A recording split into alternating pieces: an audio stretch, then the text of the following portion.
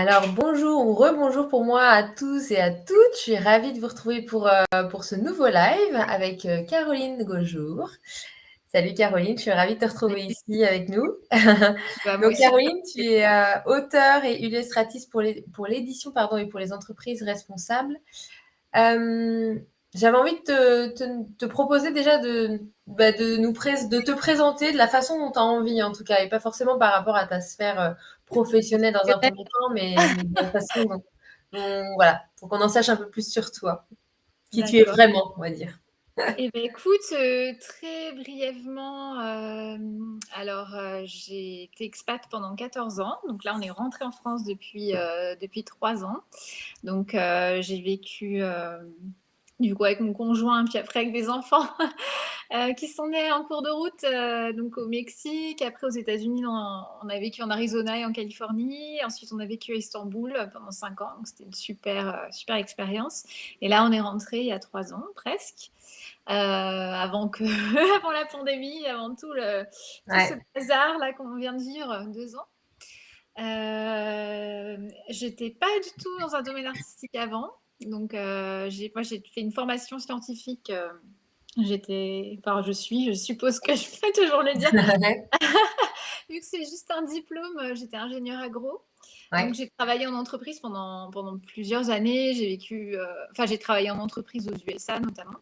Ouais. J'étais dans des domaines d'approvisionnement achat, voilà, ce genre de problématiques. Donc rien à voir. Ouais. Et du coup, j'ai changé de métier Alors en. attends, parce qu'il y a comme ton micro qui grésille, je crois, ou quelque Ah, chose comme ça. alors attends, peut-être je me rapproche. Je sais pas si. Vas-y. Ouais, Ouais, c'est bizarre, c'est quand tu parles, je sais pas ce qui s'est passé. Au début, ça fonctionnait bien, puis là, ça s'est un peu. Ah. Alors, comment on peut faire?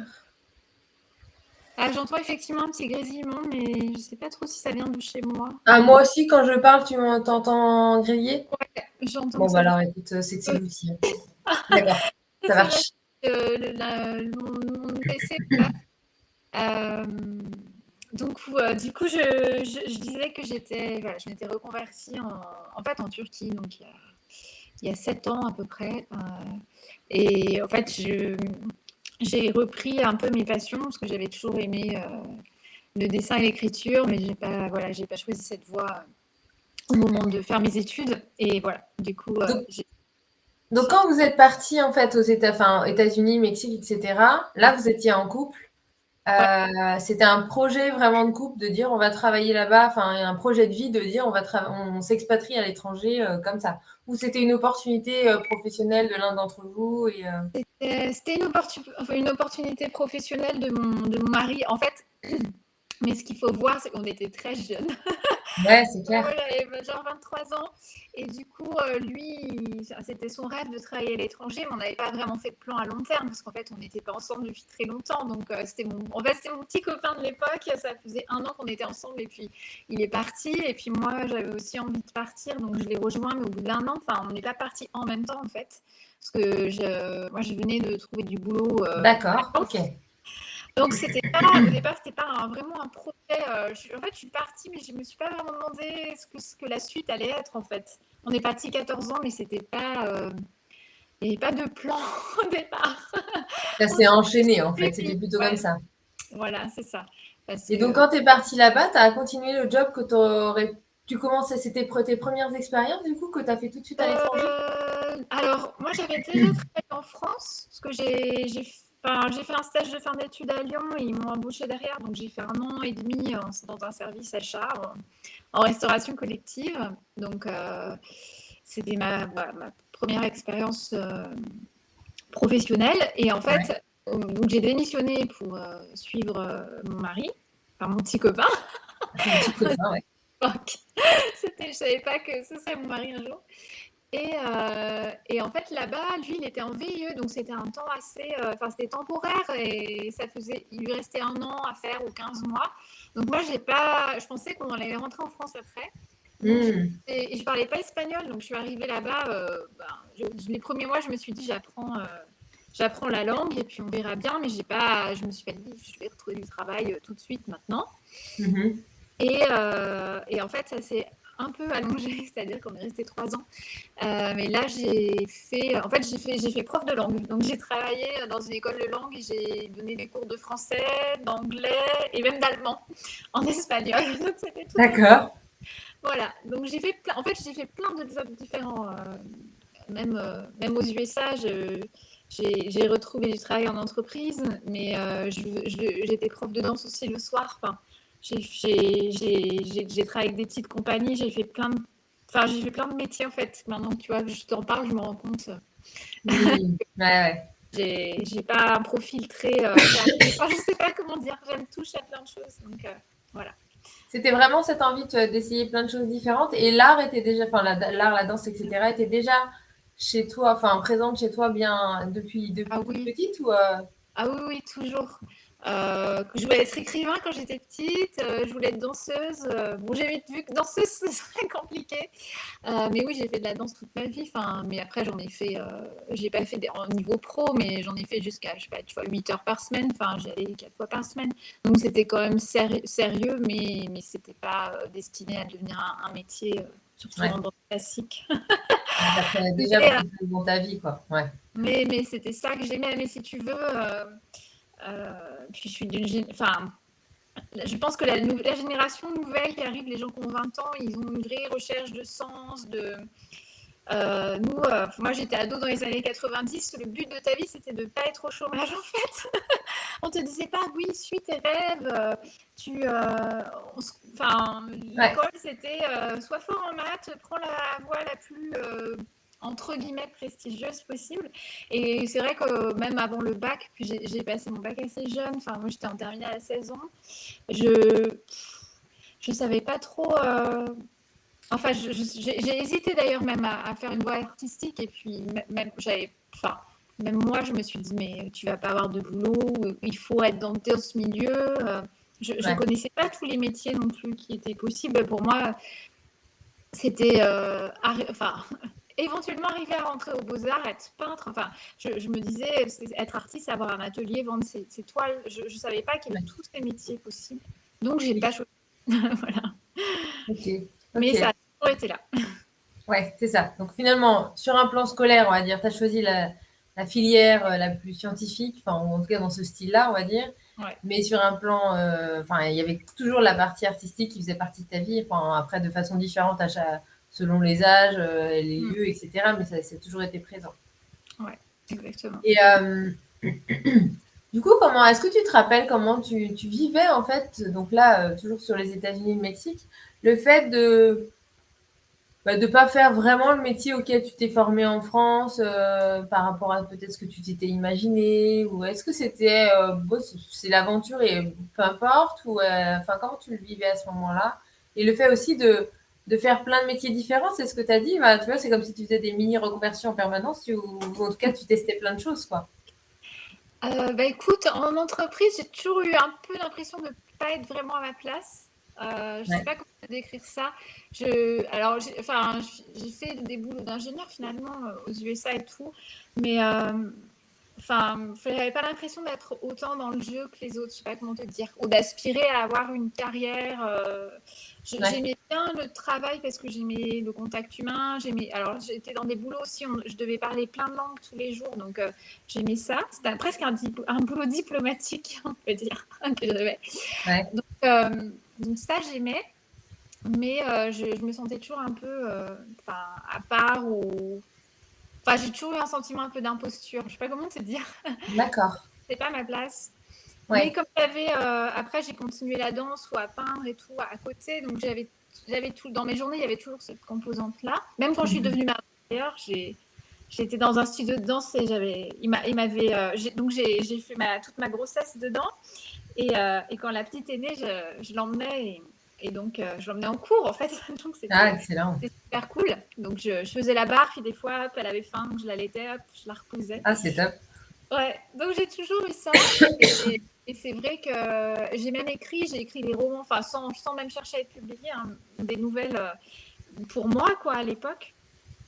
Donc ça a toujours été, j'ai toujours eu tous ces aspects de ma vie en même temps, sauf que c'était pas mon métier, je gagnais pas ma vie avec, voilà, j'ai toujours eu, enfin, j'ai toujours su que c'était ça où était mon envie, quoi. Que j'étais Oui, puis plus certaine. tu continues à le nourrir, en fait. Voilà. Oui, oui, c'est pas quelque chose que j'ai fait depuis 20 ans et que j'ai repris d'un coup, en fait. C'est naturellement que c'est venu parce que je l'utilisais déjà. J'utilisais toujours l'écriture et le dessin. Je faisais des carnets. Soit j'écrivais, soit je dessinais. Enfin, donc, Mm.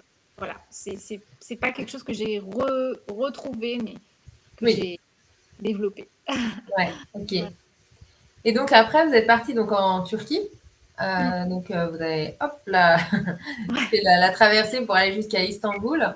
Mm, Et mm. donc là, comment ça se passe pour toi sur un plan professionnel? Qu'est-ce qui se passe? Qu'est-ce qui est facile? Qu'est-ce qui est difficile? Enfin, comment même toi, tu te projettes dans cette nouvelle vie là qui est bien différente des États-Unis et du Mexique? Bah, c'était le chaos, en fait. Ouais. Parce que T'avais un enfant à ce moment-là ou deux? j'avais Un? 2 enfants, en fait. Ma petite, elle avait 1 an à peu près et la grande 4. Et en fait, quand la deuxième est née aux USA, je les ai licenciés. Donc, je me suis retrouvée au chômage. Enfin, non, enfin, c'est un peu compliqué, mais c'était une entreprise française et donc mon équipe aux USA voulait pas que je parte. Ils m'avaient négocié 6 mois, alors que normalement aux USA, tu pars tout de suite. Donc, et j'en ai fait 3 ou 4. Enfin, après, j'ai craqué. Je pouvais plus continuer parce qu'en fait, c'est hyper dur de savoir que. Parce que ça faisait des années que je bossais dans cette boîte. Donc, c'est hyper dur de savoir que tu vas être dehors. En plus, en fait, tu récupères les missions chiantes, mais pas les trucs pas les Ouais. projets au long terme. Et en fait, psychologiquement, ça a été vraiment affreux parce que j'ai continué parce que déjà, on avait besoin du salaire. Nous, on était tous les deux en contrat local avec le coût de l'école et tout aux US. Enfin, bon, voilà, Ouais. c'était pas donné. Et puis socialement, enfin, moi, retourner au travail, voilà, je me retrouvais un peu. Enfin, c'est vrai Ouais. que je, j'ai trouvé difficile, et c'est pas du tout pour dire des choses péjoratives sur le fait d'être mère au foyer, mais j'ai trouvé difficile d'être que à la maison, en fait. Voilà. Oui. Parce que c'est dur comme job. Ouais. Et puis Ouais. j'avais besoin de contact humain, de développement intellectuel et de projets professionnels, en fait. Voilà. Et que quand c'est subi, ben, c'est difficile. Ça peut être tout à fait un choix et c'est super si c'est un choix, il n'y a pas de souci. C'est juste que quand on ne choisit pas, c'est plus compliqué à avaler, surtout quand le conjoint, lui, il continue sa carrière, il évolue. Donc on Mm. a bougé en Turquie pour lui, mais donc du coup j'étais au chômage avec les 2 petites, nouveau pays, enfin très très déboussolée en fait. Et du Mm. coup je me suis un peu raccrochée. J'ai pris des cours de dessin à cette époque pour la première fois de ma vie, parce que j'en avais jamais pris. Et ça m'a aidé à débuter quelque chose, mais je suis arrivée dans le flou, j'avais pas du tout de projet, je savais pas du tout que ça allait finir entre guillemets comme ça. Donc les Je cours suis de passée. dessin, à ce moment-là, tu les prends en te disant quoi? Tiens, j'aime bien le dessin, j'ai envie d'approfondir ce que je sais déjà Ouais, faire. c'est ça. Enfin, dans Je un me suis dit, objectif de allez, loisir, quoi. Enfin, de c'est loisir ça approfondi, exactement. mais Ouais. Et puis c'était du dessin académique, enfin pas du tout du dessin de BD ou humoristique comme j'ai pu faire. Alors, voilà, j'avais une ouais. super prof, donc c'était fusain, aquarelle, mais très, enfin très très très chouette. Ça m'a appris à me débrouiller toute seule en fait. Parce qu'après je me suis formée toute seule, mais j'ai Et donc, appris à voilà, comprendre comment il fallait faire. et donc là, à aucun moment donné, tu t'es dit, tiens, j'arrive en Turquie, je vais chercher un job salarié comme je l'ai fait aux États-Unis. Je me suis posé la question, mais en fait, comme il y avait des soucis de visa, on nous avait dit que c'était très difficile pour les accompagnants d'avoir un travail. Après, D'accord. il y avait des femmes qui y arrivaient, mais en général, elles avaient trouvé avant, elles s'étaient débrouillées avec leur entreprise en France. Ouais. Donc, et en général, dans 90% des cas, les accompagnants, c'était les femmes. Et en fait, elles ne travaillaient pas, elles s'occupaient de la famille, de l'intégration des enfants, etc. sur place. D'accord. Donc, en fait, et moi, ça m'était jamais arrivé en expatriation de me retrouver comme ça, parce qu'on était toujours en contrat local, on n'était pas dans des grosses villes, donc il n'y avait pas de communauté française Mm. ou petite. En général, on travaillait, enfin, c'était comme en France, quoi. Les couples, on travaillait tous les deux, on avait les enfants, ça, c'était pas du tout le même univers, alors que Oui. c'est complètement différent. Et donc, au début, je me suis dit, oh, enfin, est-ce que j'ai bien fait de venir? Pas parce que les gens étaient pas sympas, mais parce que je me suis dit, oula, est-ce que je vais retravailler, en fait? Peut-être je me suis tiré une balle dans le pied. Et en fait, comme voilà, chacun a des parcours différents, parce qu'il y avait des femmes qui avaient bossé comme des dingues pendant 20 ans en France, et en fait, ça leur faisait un break. Ouais. Du coup, c'était OK, bah, je bosse pas 3 ans, mais où je suis mise en dispo, donc je retrouve mon taf et tout.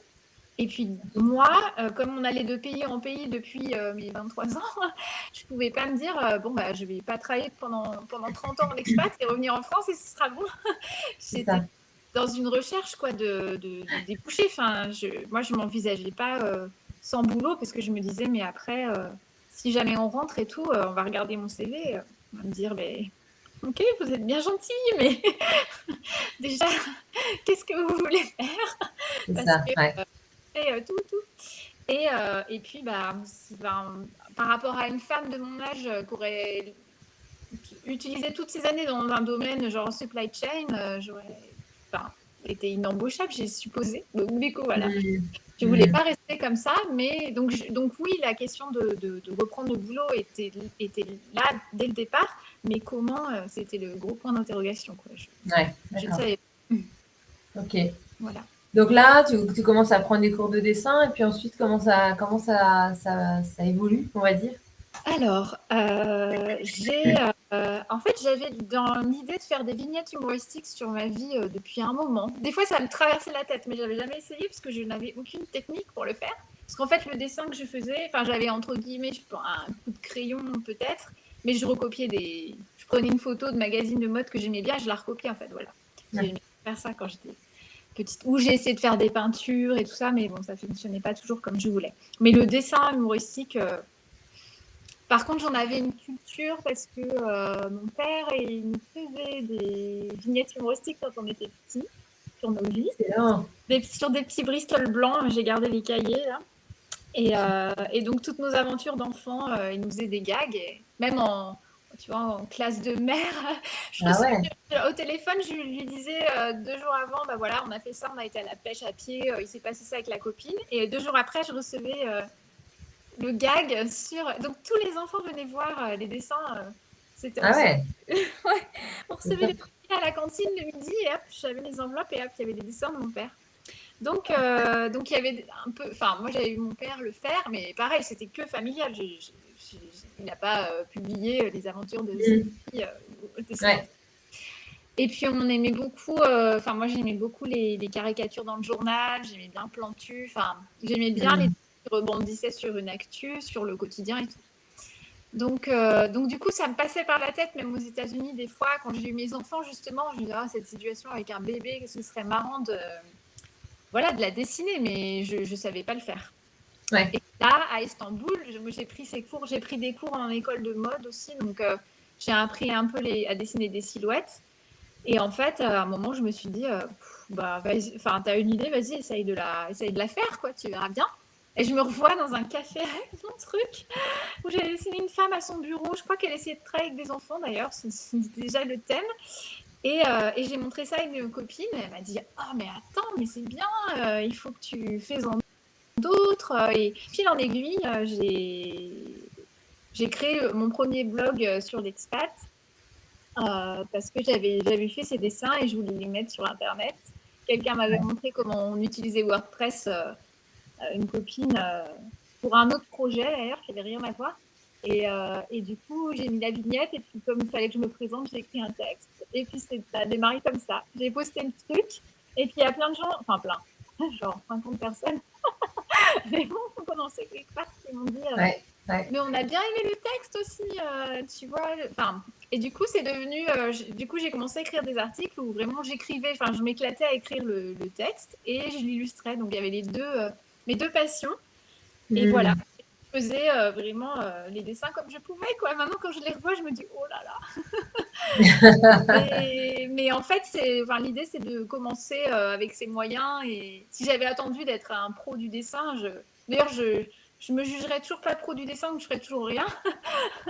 Parce qu'en fait, on n'est jamais prêt, quoi. Donc, je sais pas pourquoi. Tu vois, en plus, je suis pas forcément quelqu'un de super audacieux, je dirais. Mais là, j'ai été. Donc voilà, ça a commencé comme ça. Et en même temps, quand tu le faisais, c'était pour te faire plaisir à ce moment-là. Enfin, tu vois, tu n'étais pas projeté en disant je vais faire ci, ça derrière. Enfin, du coup, c'est plutôt ce que j'avais intégré, moi. Ouais. Ah oui, oui, c'était vraiment pour le fun, quoi, au départ, Ouais. parce que ça me plaisait de l'écrire. Et puis j'aimais bien le partage aussi avec les autres, parce que du coup, je recevais des feedbacks. Et puis au début, il y avait 50 personnes, après, il y en a eu 500, après 5000. Donc, je voyais, enfin, moi, C'était un blog où on pouvait commenter en dessous, il me semble, hein. C'était ça à ouais, l'époque? ouais, ouais. Puis je postais sur les réseaux sociaux. Et puis du Ouais. coup, j'ai travaillé un peu avec des magazines. Enfin, ça a été relayé dans des podcasts ou dans le magazine Femmes Expat. Et puis, Mm. j'ai participé au concours là, des Français de l'étranger, de Ouais. Trophée des Français de Le l'étranger. trophée. Mm. J'avais été dans les nominés là, du prix du public. Enfin, en gros, j'avais l'impression qu'il y avait une accroche, quoi. Et du coup, ça m'encourageait aussi parce que je me disais, ah, bah, je le fais pas que pour moi, ça parle à d'autres personnes. Mais enfin, de toute façon, dans tout ce que j'ai fait, que ce soit rémunéré ou non, je pense que l'essentiel, c'est de s'éclater à le faire déjà. Parce que si c'est chiant, on n'a C'est pas ça. envie. Donc, Mais sans se mettre la pression, c'est ce que je veux dire, c'est ouais. que tu t'étais pas dit je vais faire ça, ça, ça, et puis ça va donner ça, ou sans trop d'attente en fait. C'est le début en tout cas, il était vraiment Euh, de dire Au tout début, c'était ouais, que comme ça, mais assez vite, je me suis dit, ah bah, j'aimerais bien en faire un livre. Enfin, après, j'ai eu des objectifs quand ouais. même assez rapidement pour en faire quelque chose. Après, un métier, c'était pas forcément quelque chose que j'avais imaginé. En fait, c'est pas que je voulais pas, c'est que je me disais, mais c'est pas possible en fait. Donc, Mm. en fait, l'idée de commencer sans pression, justement, c'est de ne pas se mettre ce frein en se disant c'est pas possible, puisque de toute manière, comme là, c'est pas un boulot, c'est pas rémunéré, je fais ce que je veux. J'ai pas de risque spécial à part faire un mauvais article ou avoir un mauvais commentaire. C'est C'est pas ça. très grave. Donc il n'y avait pas trop de freins en fait à ce moment-là. C'est Ouais. pour ça que ouais, c'est parti. Et à quel Qu'est-ce moment tu as décidé de dire tiens, ça, je vais en faire mon entreprise, mon métier? C'était quoi le basculement ou ça s'est fait aussi petit à petit, mais qu'est-ce qui à un moment donné t'a permis d'intégrer ça et d'acter ça? Bah parce que j'ai eu des demandes professionnelles en fait, d'entreprises ou particuliers pardon, qui m'ont demandé des dessins. Donc du coup j'ai dû les facturer, me mettre à mon compte. Donc là je me suis dit, bon bah on y va. Et aussi j'avais fait juste une séance de coaching en fait parce que du coup comme j'ai un peu comment dire, je m'étais dit, parce que pour moi, illustratrice, c'est pas possible de gagner sa vie. Donc, je m'étais dit, peut-être que tu peux faire plutôt du graphisme, des logos, des sites internet, ce genre de choses. Donc, j'étais partie dans plein d'idées. Et en fait, j'avais fait le point avec quelqu'un et il ressortait que là où j'avais le plus d'envie ou de talent, je vais entre guillemets, et où j'avais le plus de compétences, bah, c'était le dessin. Et donc, bah, arrête de te poser une question, fonce, va là-dessus. Et pas la Ouais. peine d'aller essayer d'apprendre de faire graphiste. En plus, parce qu'on a déjà plein de graphistes et ton talent n'est pas vraiment là. Va où est ton vrai talent et fonce et fais que ça. Mm. Donc, ça s'est fait, voilà.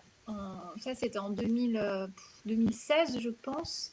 Et dans le même temps, j'ai une autre amie qui m'a poussée à présenter mon projet de bouquin de extrait de blog, parce que c'est pareil, toute seule, m'a dit, mais montre-le, de toute manière, si tu ne le montres pas, c'est forcément non.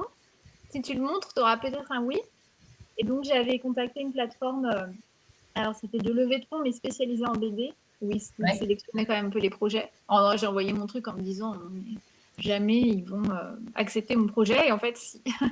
Donc, ça a Ouais. commencé vraiment comme ça. Mais c'est des gens aussi qui m'ont toujours qu'on poussé un peu, qui ont dit, bah, essaye, allez, tu sais pas, enfin, si t'essayes pas, de toute manière, ça se fera pas. Donc, au pire, t'as un refus, puis c'est tout, voilà, c'est fini.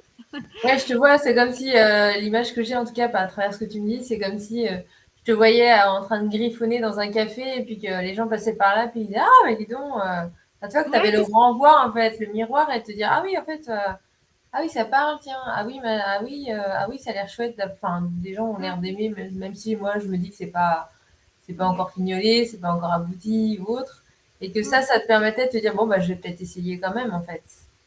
Bah, exactement, ouais, ça s'est toujours passé comme ça. Même tu vois, au niveau client, bah, au début, c'est les gens qui sont venus me demander, quoi. C'est pas Ouais, moi qui les ai cherchés. Donc, c'est tout, ça a été ça, au fait, au départ, ouais. ouais, d'accord, c'est chouette, c'est Mm. chouette. Et donc c'est vraiment, enfin, dans ces premiers instants en fait d'entrepreneuriat, qu'est-ce qui t'a le plus aidé? Quelles ont été peut-être tes ressources ou tes soutiens, mais en toi d'ailleurs et à l'extérieur de toi, parce qu'il y a les deux. Alors, en moi, bah, c'était vraiment la passion pour ce que je faisais et le fait enfin, d'aimer faire ce métier plus que tous les autres métiers que j'ai fait avant. Mm. Et enfin, le fait de créer quelque chose de concret, voilà, après d'avoir un livre et puis enfin, c'est quelque chose qu'on a en main, même pour les enfants, c'est tangible, quelque chose c'est facile de comprendre comme boulot. C'est Plus vrai. facile que des fois le boulot en entreprise où tu dis alors, je suis responsable développement Pas très et concret, oui, puis on est d'accord. j'essaie d'expliquer et bon, tu vois, ils ont 6 ans, ils sont là. Je C'est ça. comprends pas trop de Et ce ça qu'elle sert à dit. quoi? Ouais, exactement. Voilà. Alors que faire du dessin, c'est assez facile à comprendre pour les enfants. Ouais. Euh, donc c'était voilà, ça a été ça, le fait de peut-être d'avoir une certaine résilience et de pas se laisser abattre par les refus ou les difficultés, parce qu'il y en a eu toujours plein, forcément. Mm. Euh, donc, voilà, j'ai découvert que j'avais quand même ça, que j'étais, comment dire, capable de pas lâcher le morceau, on va dire. Ouais, il y Et a la aussi, persévérance.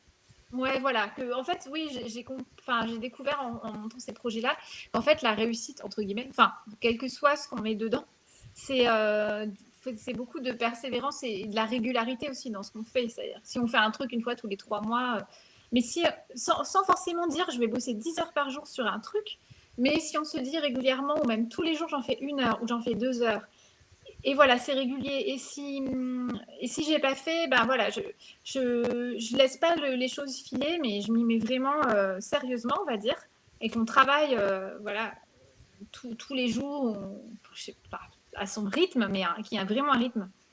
On arrive forcément à quelque chose en fait à la fin, quoi. Même si c'est des toutes petites choses mises bout à bout.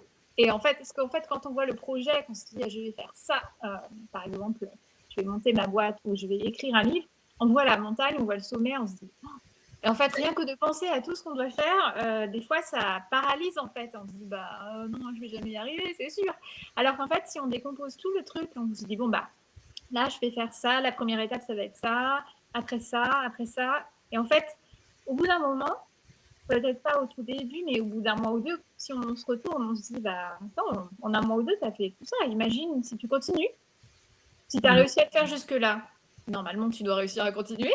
Si tu continues, regarde, dans 6 mois, dans un an, c'est bon, tu vas y arriver.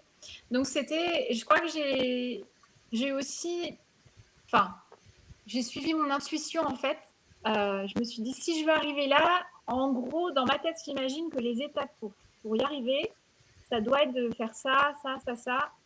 Et du coup, j'ai suivi un chemin. Alors, ça s'est pas passé en ligne droite, mais parce qu'il y a des trucs qui ont fonctionné, d'autres non. Mais malgré tout, j'avais une espèce de grande image intérieure du chemin par lequel je vais passer. Et en gros, ça s'est passé comme j'avais imaginé, en fait. Et du coup, j'ai Mm. pas mal écouté. Peut-être j'ai regardé l'expérience d'autres personnes et tout, mais voilà, je m'étais dit, je, je savais je sais pas comment te dire, mais je savais ce qu'il fallait que je fasse en fait. Et du coup, Ok. même si des fois ça marchait pas, je me dis bon, je trouve un espèce de plan B, mais c'est une autre manière d'arriver au même point. Enfin voilà, c'est pas. Après, il peut y avoir des grands changements et se dire finalement l'objectif initial c'est pas ça, c'est autre chose, Bien mais sûr. il y Ouais. a des remises en question, mais voilà. Et d'un point de vue externe, du coup, c'est vraiment l'entourage. Il y a plein de gens qui m'ont encouragée. C'est des rencontres aussi, voilà, de gens qui croient en toi, même une éditrice, quoi. Enfin, ça, et puis voilà, les amis, d'être entourée d'autres, parce que j'avais pas mal d'amis qui étaient aussi en reconversion à Istanbul et qui étaient dans des projets d'entrepreneuriat. Et du coup, quand tu es avec des gens qui sont dans la même dynamique, Ouais. ça aide beaucoup. Même quand on n'a pas le même métier, on a quand même pas mal de problématiques communes Ouais. sur la Mm. com, sur plein de choses. Donc on peut quand même s'entraider. Et en fait, on est aussi dans des groupes qui ont un état d'esprit euh, entrepreneurial, qui vont dire mais oui, c'est possible. Et quand il y a des succès d'autres personnes, du coup, c'est encourageant parce que on se dit, bon, bah, si ma copine, elle y est arrivée, moi aussi, je peux y arriver aussi. Donc, je pense qu'être dans un univers où les gens sont dans la même dynamique, c'est vachement important parce que tout seul, c'est super Ouais. compliqué. Et quand les gens ne le sont pas, enfin, au début, quand j'ai commencé, moi, même l'entourage, c'était bon, quand est-ce que tu vas revenir en entreprise? Est-ce que tu comptes faire ça toute ta vie? Enfin, il y a beaucoup d'inquiétudes et comme toi, tu en as déjà plein, Ouais. ça fait écho avec tes propres peurs que tu as déjà et C'est tu n'as pas ça. besoin qu'on rajoute une couche. Et du coup, si tu écoutes, ta mère, tu te dis, Qui va pas. c'est pas bon, j'y vais pas. Alors, du coup, il vaut mieux. C'est pas dire pas les écouter. Enfin, les gens ont le droit de faire des remarques. Ils ont le droit de. Puis des fois, il y a des avertissements qui sont légitimes. Enfin, c'est pas Oui, bien sûr. n'importe quoi. Mais c'est mieux d'écouter les voix plutôt positives ou de dire attention. Enfin, ça peut être intéressant. Attention, tu veux faire ça, ok, mais réfléchis à la manière de faire. C'est pas n'importe comment. Mais c'est mieux que quelqu'un qui dit oh non, surtout pas, qu'est-ce que tu es en train de faire? Parce que on se le dit déjà tout seul. Donc, Ouais, c'est sûr. sinon, on n'avance pas. Et puis voilà. Et j'ai fait aussi des coachings en fait à plusieurs étapes de D'accord. cette relation parce que Ouais. ça donne des outils. Il y a un engagement financier en fait qui fait que Mhm. on investit dans soi, donc ça veut Ouais, dire qu'on est prêt à mettre le travail en face, parce que sinon c'est de l'argent jeté par les fenêtres. c'est Donc du ça. coup, c'est important, je pense, de savoir aussi qu'on peut investir en soi-même. Mhm. Après, ça peut être du matériel, ça peut être une formation, ça peut être plein de choses, mais dire, je pense pas qu'on met pas, si on met pas de carburant dans le moteur, on peut pas aller vraiment plus loin. Donc je pense que c'est important voilà, de trouver enfin, à des moments pivots, de trouver des ressources pour grandir, pour évoluer, etc. Donc voilà, c'est ce genre d'outils que j'ai. Et en quoi le fait d'avoir, tu vois, fait émerger, éclore ce projet en expatriation, ça a été pour toi enfin, en quoi ça a été porteur et peut-être en quoi il y a eu des difficultés aussi, tu vois, dans cette connexion-là. Alors, je pense que ça a été porteur pour deux raisons. La première, c'est que c'est hyper inspirant d'avoir des nouvelles expériences et Ouais. de faire des rencontres. Donc voilà. Du coup, on vit des trucs. Du coup, on a peut-être, enfin, en tout cas dans mon domaine, je raconte des choses. Donc du coup, j'avais des choses à raconter. Ouais. Voilà. Ça t'inspire, ouais, ouais. C'était cette inspiration. La deuxième, voilà, que je reconnais comme étant un luxe, c'est qu'à Istanbul, on avait un salaire qui couvrait tous nos besoins, donc ce qui n'est plus le cas. Du coup, c'est une chance. Enfin, ça n'arrive pas toujours dans la vie. C'est pas le cas de tous les expats d'ailleurs, Ouais. mais nous c'était le cas. Et donc j'ai pu développer mon projet sans m'inquiéter de l'aspect financier et me dire il faut que je gagne tant dans 3 mois parce que voilà. Ouais. Après, ce qui peut être aussi un moteur pour mieux avancer. Hein. Des fois, Oui. avoir une contrainte financière, ça peut être un moteur. Après, si elle est trop forte, je pense que c'est compliqué. Voilà, si on galère déjà, de se dire je lâche tout pour me reconvertir, c'est difficile. Mais Mhm. voilà. Donc, j'ai eu cette chance-là, c'est d'avoir plusieurs années où j'ai gagné de l'argent, mais ça m'a permis aussi de réinvestir dans ce que je faisais, d'avoir un site internet, de me faire accompagner, Ouais. tout ça. Mais je me disais pas, si je n'ai pas gagné tant, je vais pas payer mon loyer. Donc ça, c'était un gros luxe. Après, les freins, ça peut être les difficultés juridiques dans un nouveau pays, ça peut être un certain isolement dans certains cas, ça peut être voilà, enfin, le fait que la famille soit loin ou que le conjoint des fois soit pas hyper dispo et que la charge familiale ça peut être voilà, ça peut compliquer les choses. Mais pour moi, Mhm. ça a été plutôt une opportunité. Enfin, voilà. Ouais. En France, peut-être j'aurais eu d'autres ressources ou j'aurais eu le chômage vu que je m'étais fait virer. Aussi. Aussi. Ouais, ouais, ouais, Voilà, d'accord. j'ai rien eu, mais enfin, voilà, j'avais largement de quoi faire. Enfin, c'est pas du tout Mhm. un mal. Mais voilà, peut-être qu'on peut trouver d'autres manières de se faire soutenir. parce que il y a des structures aussi en France ou des pépinières ou enfin Pôle emploi, je n'ai jamais mis les pieds, mais peut-être des organismes qui peuvent t'aider. Ah bon, à l'étranger, tu te débrouilles. C'est plus la débrouille, quoi. Ça peut être Ouais. compliqué parfois. Et tes clients, à ce moment-là, ils étaient basés où?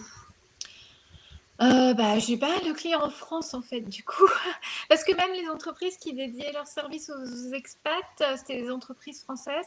Donc après j'ai eu des clients qui étaient, entrepreneurs un peu partout dans le monde, D'accord. d'où l'intérêt d'être en ligne. Ouais.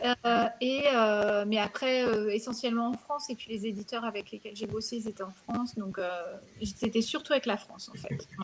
OK. Et le fait d'être, du coup, dans un autre pays, c'était pas une contrainte, pour, on va dire les trouver, pour collaborer, pour, Non, parce que, en tout cas, moi, dans mon boulot, enfin, tu peux tout faire en ligne, tout est en numérique. Donc, voilà, moi, je rencontrais les gens soit par Skype ou téléphone. Et puis après, le boulot, bah, c'était sur Internet avec un drive. Et puis, voilà, un partage de oui. fichiers. C'est pas forcément compliqué pour mon type de boulot de ne pas être sur place. Parce que même en France, finalement, je suis à Lyon, mais je vais bosser avec des gens qui sont à Paris ou à Bordeaux ou à Strasbourg. Et du coup, je les vois pas plus, en fait. Ouais, c'est ça, en Ah, fait. donc, Ouais.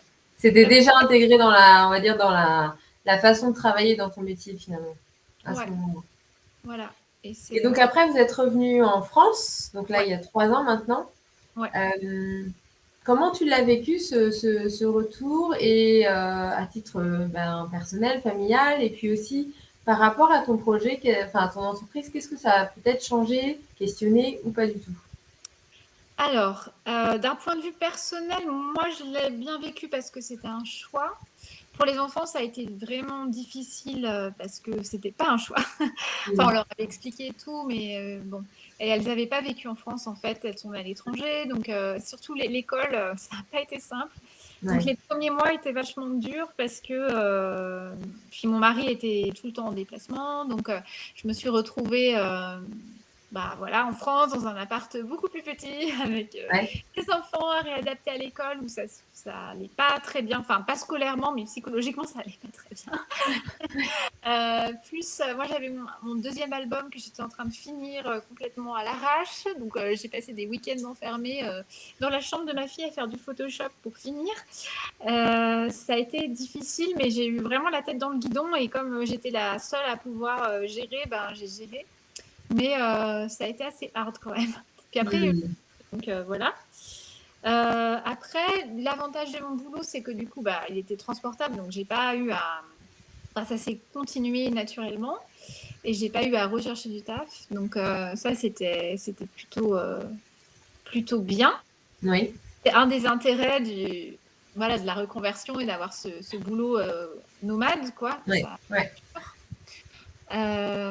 voilà, donc je me suis pas posé la question d'arrêter ou de continuer, quoi. J'ai continué et moi je voulais continuer et du coup ça c'est, enfin j'ai fini ce bouquin, il est sorti début 2020, le deuxième. Donc, enfin, j'ai pas forcément hyper réfléchi plus Ouais, que ça. ça a pas eu d'impact dans un sens ou dans un autre, mais ça n'a pas questionné, même par rapport au type de projet sur lesquels tu pouvais avoir envie de travailler, ou même tu parlais justement qu'Istanbul était quand même une grosse source d'inspiration. Bah là, du coup, comment tu te nourris aussi, le fait d'être moins enfin pas Ouais. en expatriation en tout cas, enfin comment ça peut bouger? Ouais, Écoute, ouais, j'ai eu envie de travailler sur d'autres thèmes, en effet. Donc là, sur des thèmes peut-être un petit peu plus de société ou peut-être un peu plus durs. Là, je fais ouais, mon dessin humoristique en ce moment. J'ai fait une BD de vulgarisation scientifique pour un institut de recherche, donc vraiment en BD, là avec enfin une adaptation de scénario. Euh, ouais, c'est vrai que enfin, mais j'ai toujours eu des questionnements. Enfin, je sais pas si c'est lié au retour en France spécialement. Donc, je suis toujours un peu en recherche de nouveaux trucs. J'ai un peu j'aime bien, je sais pas comment dire. J'aime bien j'aime pas la routine. J'aime bien changer. Donc là, je m'étais dit, je vais faire un album de BD. Et là, je suis en train d'écrire un roman, tu vois. Donc, ouais. Encore un d'accord. truc différent. Euh, Après, si la difficulté, je pense que j'ai eue et qui est réelle, c'est que encore une fois, Istanbul, j'avais beaucoup de chance et j'avais de l'aide à la maison. Donc, j'avais Ouais. beaucoup moins de tâches ménagères. Les enfants, je pouvais travailler à l'extérieur et revenir et avoir une nounou 3 fois par semaine. Enfin, donc, et tout ça, ça m'est retombé dessus. Ah Enfin, oui. comme je faisais avant, hein, quand j'étais aux US, voilà, j'avais pas d'aide, mais ça m'est retombé bien sur les épaules après 5 ans Ouais. en rentrant et je l'ai bien senti. Je les sens les heures de ménage, de repassage, de Ouais, je comprends. devoirs. Et en fait, j'ai avancé moins vite. Enfin, il faut trouver d'autres manières d'être efficace parce qu'en fait, c'est un vrai. Enfin voilà quoi, c'est incompressible et c'est quand même beaucoup d'heures. Enfin, tous les jours de s'occuper de la maison, des enfants et tout. Et Ouais. alors après, c'est à double tranchant parce que c'est aussi une chance de. Tu vois, je suis contente de ne pas avoir à me lever à 6 heures pour courir au RER et mettre mes enfants à la nounou avant qu'ils aillent à l'école ou à la garderie et tout. Et d'être là le soir et d'être là pour les devoirs ou pour faire à manger et tout. Ouais. C'est une chance de pouvoir le faire. Enfin, voilà. Ouais. Et en même temps, c'est du temps, du temps, du temps. Et c'est pas toujours valorisé. Non, c'est pas pareil, ouais. Voilà. Donc, c'est un peu ça, c'est cette frontière pro-perso qui est devenue plus difficile à gérer, je trouve. Et en plus, il y a eu le Covid. Alors là, c'était. Bon, et encore en France, on peut pas se plaindre parce que je pense qu'il y a plein de gens en expat qui n'ont carrément pas eu école pendant 1 an. Voire plus. Donc, en France, Comme on aux a. États-Unis, ouais. Ouais. Donc malgré les difficultés, parce que c'était quand même pas simple, je pense qu'on n'est pas les pires, loin de là même. Mais malgré tout, c'était quand même chaud. Ouais. Donc, parce que voilà, même cet hiver encore, tu vois, j'ai eu le Covid, mes enfants l'ont eu après. Enfin, c'était en cascade pendant 1 mois. Ben, limite, enfin, tu peux pratiquement pas travailler. Enfin, c'est compliqué. Je l'ai Donc, vécu, ouais, je vois bien de quoi tu parles. Donc, c'est sûr que ça a eu un impact sur mon activité. Et j'ai pas senti en 2021, mais 2022, ouais, c'est un peu plus compliqué parce que donc voilà. Donc là, je m'accroche, tu vois, je fais mon livre, mais c'est pas toujours évident. Et c'est vrai que, enfin, le salariat offre l'avantage confortable d'avoir un salaire tous les mois qui est fixe. Oui, Et ouais. et que quand tu es à ton compte, ça peut devenir plus précaire. Ou, voilà, il y a pas mal de remises en question, mais bon, en même temps, c'est une liberté, donc c'est le prix de la liberté. Voilà. Oui, donc finalement, ce qui était le plus challengeant dans ce retour, enfin, c'est pas ton projet et ton entreprise en tant que telle, Mm. c'est l'équilibre entre l'ensemble des choses l'ensemble des parties prenantes, on va dire, de ta vie finalement, Mm. entre les enfants, la maison, enfin tout ce qu'il y a à gérer en plus de l'entreprise, quoi. Ouais, c'est ça. Bon, qui est le cas pour Sans le plein. soutien que tu avais avant, par exemple, si on Oui, compare. parce que j'avais plus de soutien, c'est pour ça. Et du coup, je le sens bien. Donc, c'est sûr que là, c'est plus Ouais. la parce que bon voilà. Après, enfin, Istanbul, c'était vraiment une bulle et une parenthèse entre guillemets presque pas normale, quoi. Donc ça, Mmh.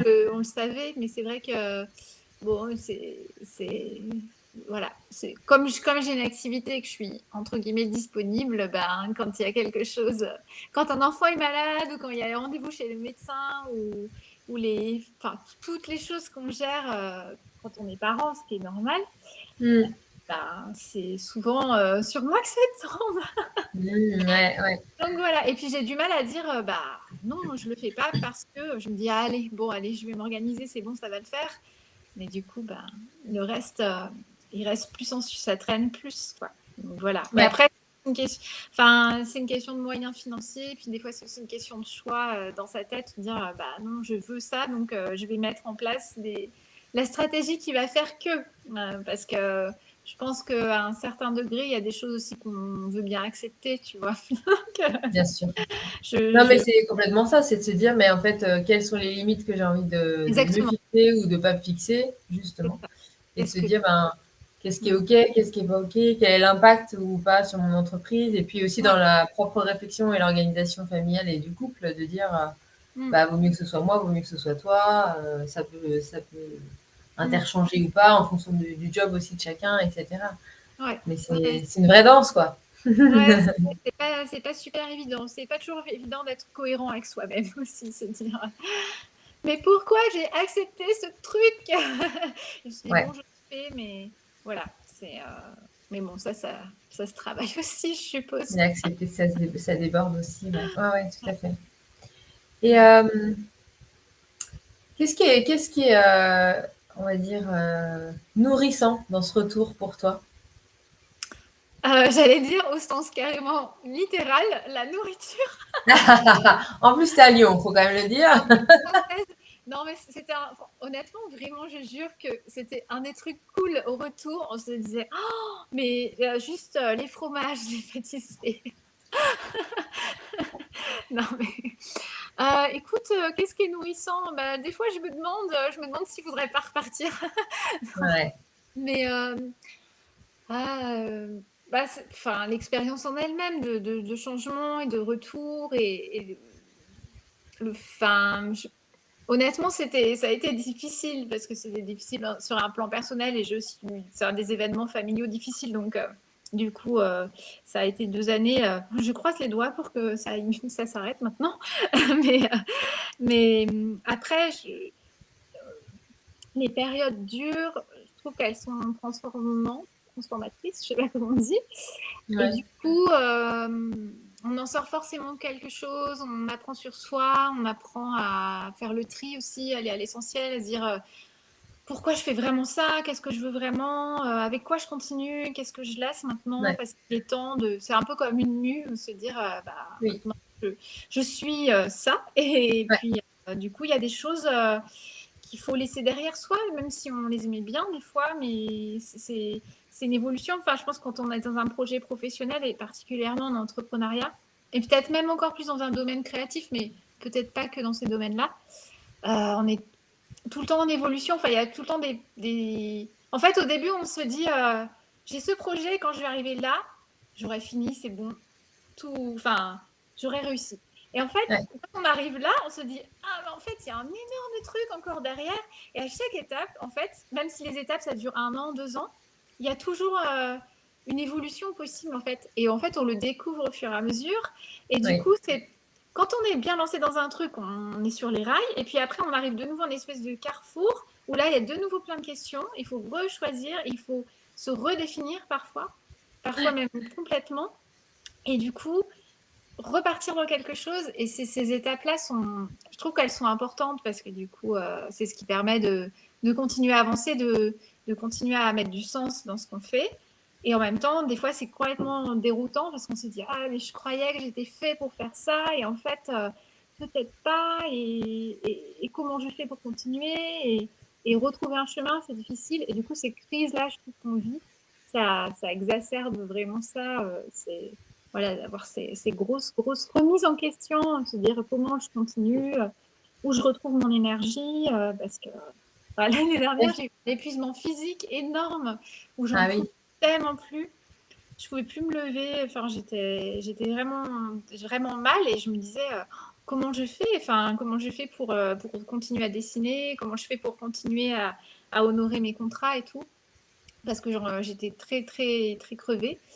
Et, euh, et en fait, voilà, c'est ce genre de truc là, on est obligé de se dire, là, c'est le corps qui met des limites. c'est Et ça. on se dit, bon, qu'est-ce que je dois absolument faire? Et le reste, enfin, qu'est-ce qui ne compte pas, en fait? Ouais, il Et y a du deux coup, choses qui me bah, viennent dans ce que tu dis, c'est comme si chaque projet, en fait, bah, notamment artistique, c'est vrai, et vient t'enrichir et donc te transforme par lui-même, en fait, et donc ben, tu accèdes à autre chose et après ça re-questionne mm, pas l'ADN parce qu'elle est un peu là, mais elle est quand même ouais, enrichie finalement. Donc du coup, mm, comment je l'exploite à nouveau, peut-être différemment ou peut-être pareil, mais ça re-questionne en fait par rapport à ce qui a transformé en toi à mm, travers ce processus créatif. mm. Et qu'est-ce qui pour toi a amené à l'épuisement aujourd'hui? Enfin, maintenant que tu as, peut-être ce regard un peu en arrière, qu'est-ce que tu aurais peut-être pu ou pas faire différemment et qu'aujourd'hui tu pourrais partager aussi à ceux qui vivent ça? Parce que j'ai l'impression aussi que il y a deux dimensions, tu vois, entre l'expatriation et le retour d'expatriation, euh, où quand il y a le retour, il y a une espèce de pression, tu vois, qui revient ou qui est là. Et en fonction de la situation dans laquelle on est, que ce soit qu'on doit rechercher un nouveau job et se réinventer parce que par rapport à tout ce qu'on a fait, ou même quand on a sa propre activité ou qu'on veut la lancer dans notre propre pays, il y a quelque chose d'assez intense qui arrive. Et c'est une vraie adaptation. Et parfois, peut-être qu'on l'oublie aussi que c'est une adaptation parce que c'est notre propre pays. Enfin, je ne sais pas quelle est ta lecture par rapport à ça aujourd'hui. Mais je pense qu'il y a de ça. Moi, tu vois, nous, on est parti assez longtemps, donc j'avais abordé le truc comme une nouvelle expat, presque, le retour. Ouais. Parce que je m'étais dit, personne t'attend, enfin, et c'est vrai que personne t'attend. Et Ah, puis c'est les clair. gens, ils ont déjà leur vie en expatriation. Quand tu rencontres des gens, en général, ils sont dans la même dynamique que toi, ils ont envie de rencontrer d'autres personnes, donc tu t'invites facilement, tu crées des liens assez rapidement. En Ouais. France, tu arrives, bah, tout le monde a sa vie, sa famille, ses trucs, donc bah, on te dit, bah non, j'ai pas le temps, je vais chez mes cousins, quoi. Donc Ah. tu dois te refaire une place dans ton propre peuple, mais voilà, sans cette espèce De d'excitation, lien, ouais. de lien, de trucs comme ça. Mm. Donc c'est. Mais en fait, je m'y attendais, donc ça allait. Non, c'est vraiment, je pense, ouais, le poids ouais, du quotidien en plus de son job qui a été dur Mm. à gérer. Et puis, enfin, moi, j'ai perdu mon père aussi bah, en fin 2020. Donc, et en fait, enfin, je pense que j'ai été épuisée quelques mois après le deuil, mais je pense que c'est là que j'ai vraiment compris en fait qu'il n'était plus là. Enfin, Ouais. parce que quand ça arrive, en plus c'est en plein Covid, enfin, du Oui, coup, c'est une situation particulière en plus, ouais. c'est compliqué. Et en fait, enfin, c'est un choc. Donc, en fait, moi, j'ai continué à ma vie normalement, on va dire. En Mm. plus, enfin, du coup, c'était fin d'année 2020, 2021, j'ai eu plein de demandes, donc j'ai pris plein de contrats, mais sans trop les étaler, j'ai mal évalué, je pense, la quantité de travail que ça allait représenter. Et en fait, Mhm. je me suis épuisée, puis du coup, comme j'étais fatiguée, ça traînait, donc je me sentais encore plus fatiguée, encore plus Ouais. mal. Et en fait, à un moment, je voyais bien que, enfin, j'avais déjà des signes de fatigue déjà depuis plusieurs mois. Et j'avais déjà vu des médecins qui m'avaient dit, il faudrait quand même peut-être faire un break. Mais en fait, à son compte, on se dit, bah, mais bon, comment je fais, quoi? Si je fais un break, il se passe rien, j'ai pas de rentrée d'argent, j'honore pas mes contrats et tout. Et mais en fait, à un moment, j'ai été obligée parce que je pouvais plus me Ouais, lever, tout c'est ça. simplement. Donc donc c'est une accumulation. Et le Covid, je pense qu'on tous Oui, ont un contre-coup.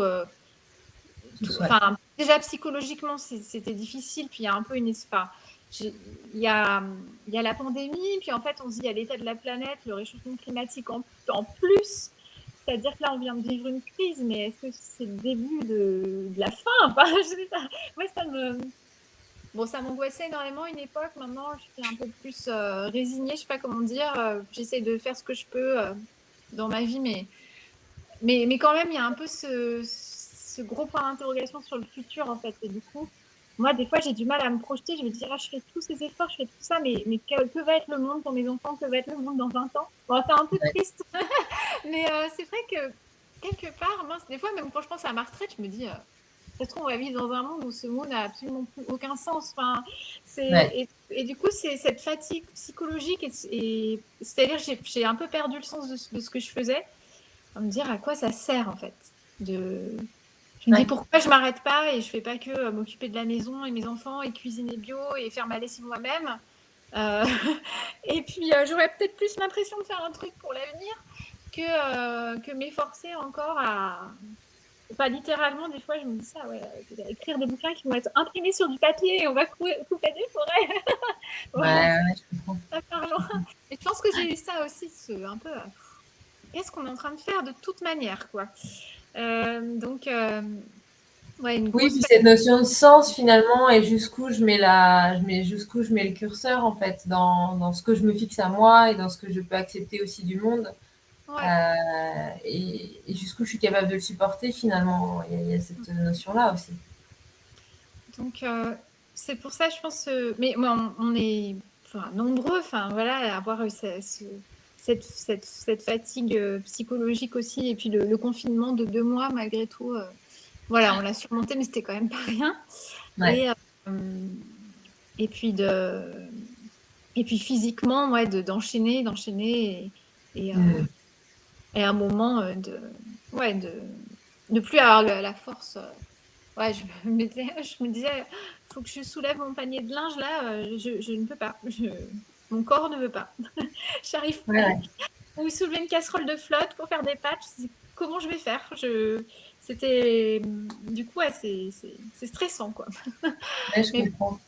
à un moment, on Mais se dit, tu vois, dans ce que tu dis après, c'est aussi l'idée, tu vois, de ne pas sous-estimer, mine de rien, les différents deuils de notre vie. Et on l'a dit dans les interviews dans la semaine en disant, en fait, l'expatriation, c'est la même vie que tout le monde, avec ouais. les mêmes choses. Par contre, c'est parfois amplifié, en fait.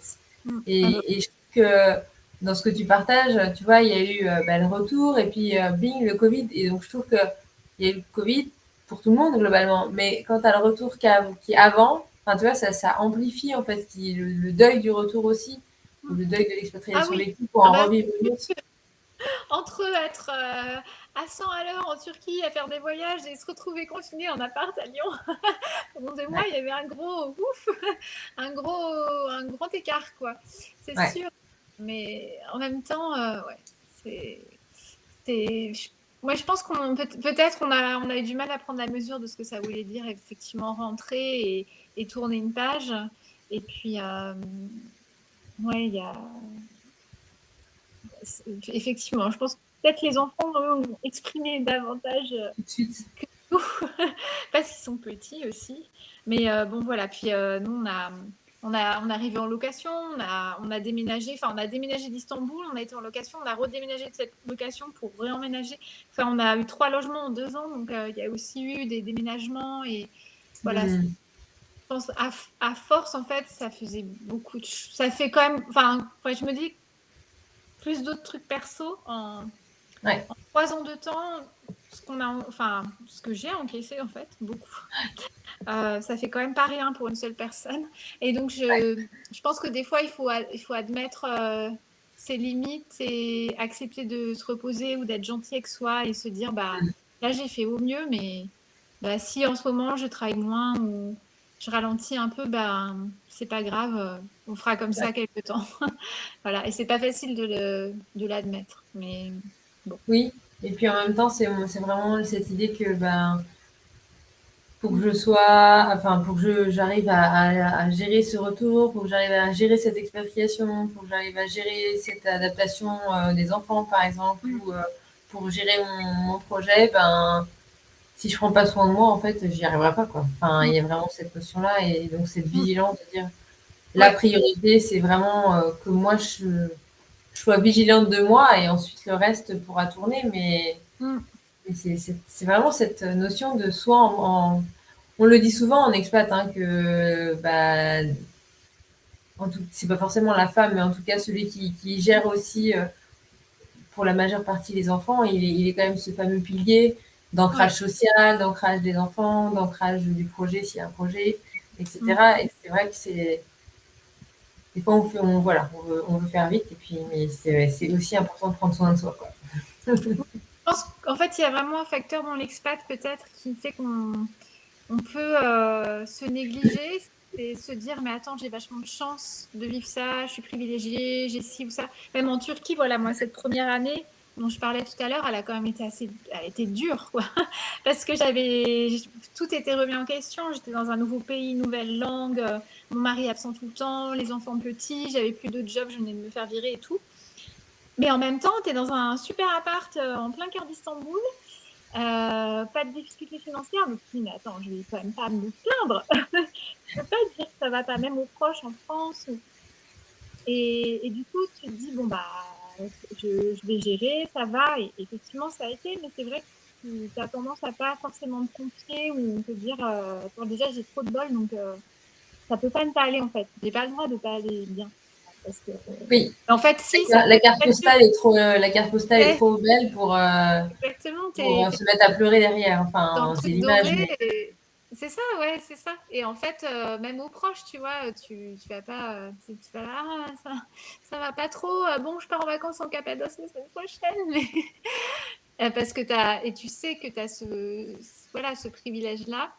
Et Mm. donc, moi, me dire, attends, tu gères comme une grande, mais même si tu es dans un super truc en expatriation, là, enfin, nous, ça n'a pas été le cas, mais ça peut très mal se passer des fois, hein, parce que tu t'acclimates pas, parce que des fois, dans le couple, on vit des trucs tellement différents Ouais. qu'on n'a même pas l'impression d'être dans la même vie, parce qu'on se voit pas, et il y en a un qui bosse et qui est à droite à gauche, et l'autre qui gère les gosses, et donc il y en a un qui peut avoir du ressentiment parce qu'il a le poids de la vie familiale et pas la carrière, et l'autre il a la carrière donc il a le stress et il se dit ah mais moi j'aimerais bien me poser comme elle et aller au café avec les copines, sauf que toi quand tu es au café avec les copines, tu es en train de surveiller que le môme il n'est pas en train de manger de la terre et s'enfoncer un croissant dans le nez, et on n'a pas du tout la même.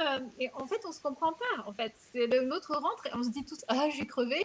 Et en fait, toi tu dis ouais mais toi t'as le salaire, t'as fait un truc super intéressant et on est là pour toi aussi pour ton. Enfin, c'est un Ouais. projet commun, mais on est quand même là pour le job de l'autre souvent.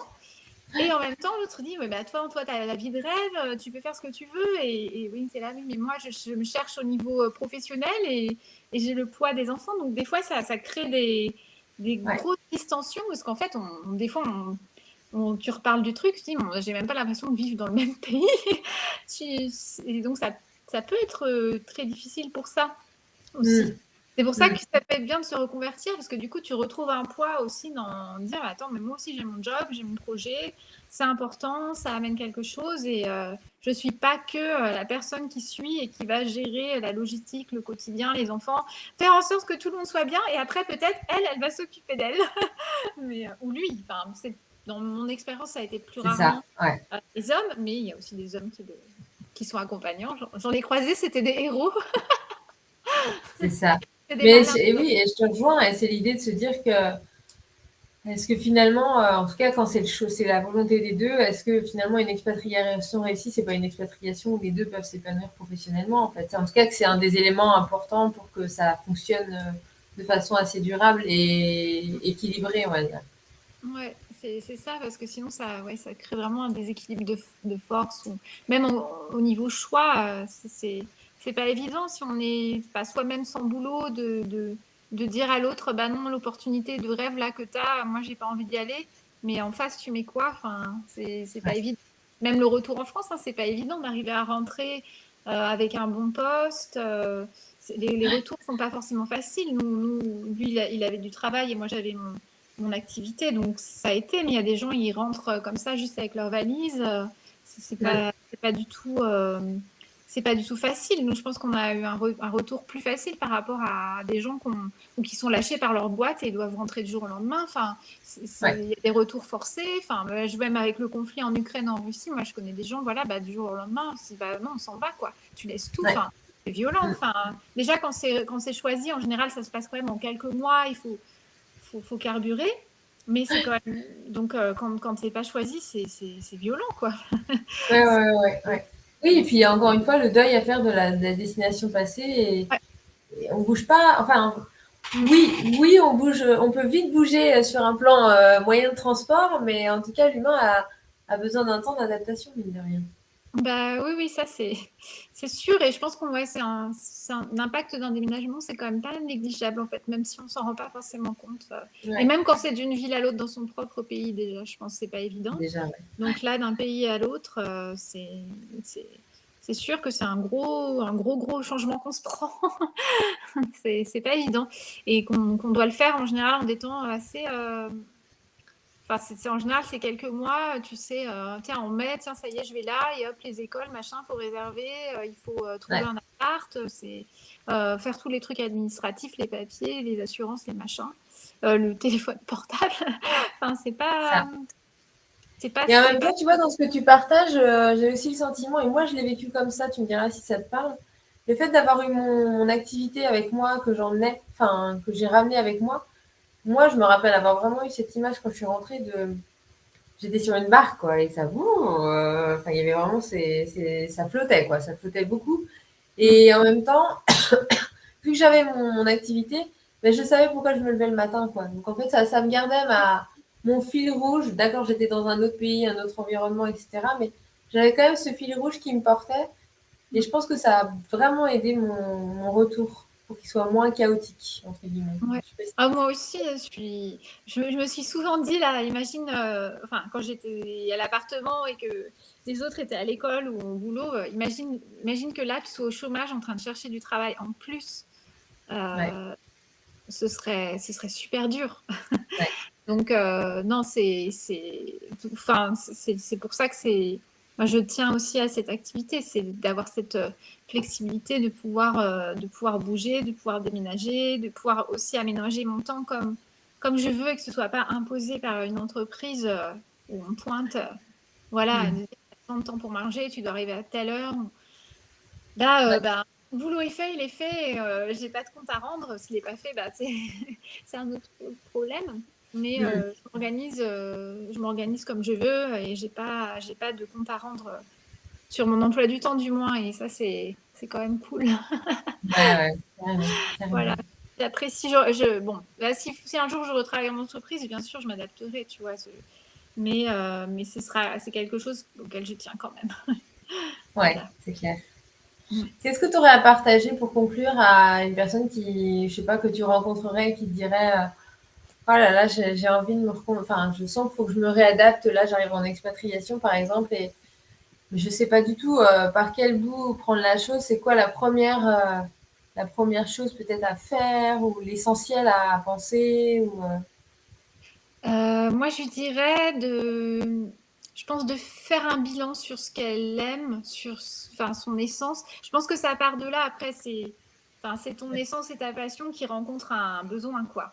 ouais, Mais je pense que c'est l'opportunité, peut-être pour une fois dans ta vie, de te dire qu'est-ce que je suis vraiment, qu'est-ce que je veux vraiment. Est-ce qu'il n'y a pas là un moyen de le développer, en fait?